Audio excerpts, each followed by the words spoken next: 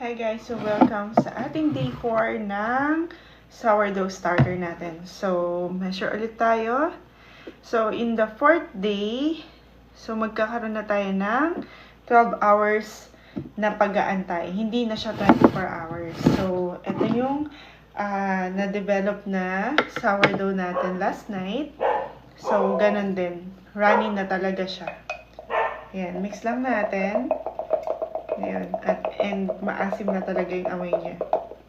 So, that makes the sourdough starter. Kaya nga siya tinawag na sour, kasi nga maasim talaga siya. Pero pagka naman hinalo na siya talaga sa flour, is hindi naman siya maasim. Hindi nyo ma-feel kapag kinakain nyo na yung sourdough bread. So, ayan. So, measure ulit tayo ng 50 grams.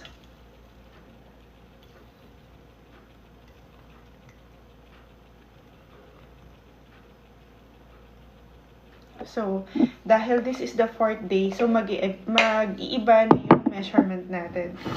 So, this time, kung 50 grams yung starter natin, nagaling siya sa day 3, so this time, kung 50 grams to, ang ilalagay na natin sa kanya is 100 grams na flour.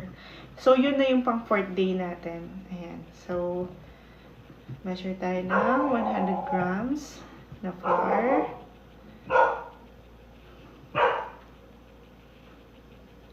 So, dadami na siya.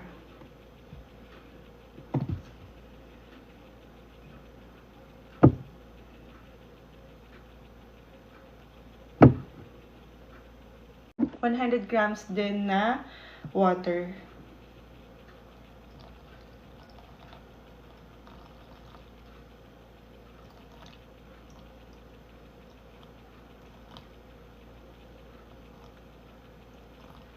Ayan, so 100 grams.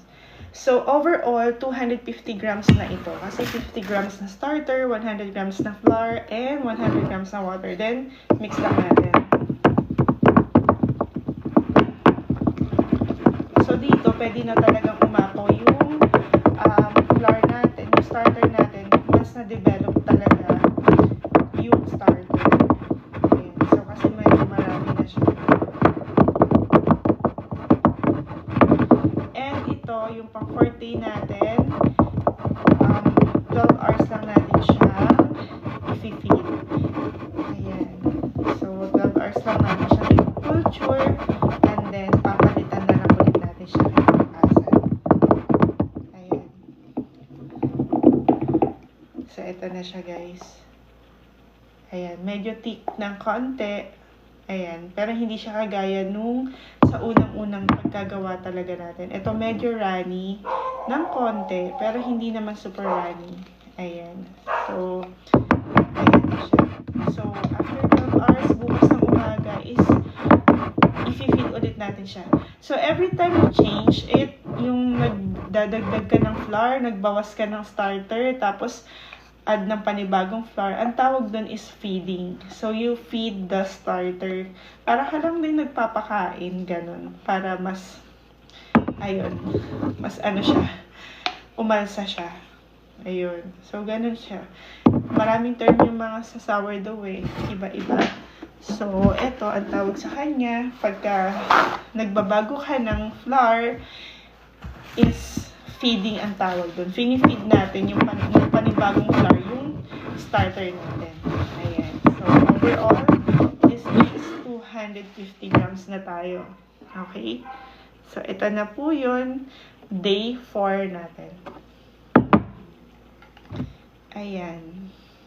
So, nandito siya. Baka bukas, aapaw na siya. So, bukas, balikan natin siya after 12 hours. So, umaga is magbi-video ako ulit para makita nyo ano yung mangyayari sa kanya after 12 hours kapag nasa 4th day na. So, stay lang natin yan kasi baka umapaw, tumapon siya dito sa table. Ang hirap linisin. Yun lang po. Thank you sa panonood. That's all, guys. Bye!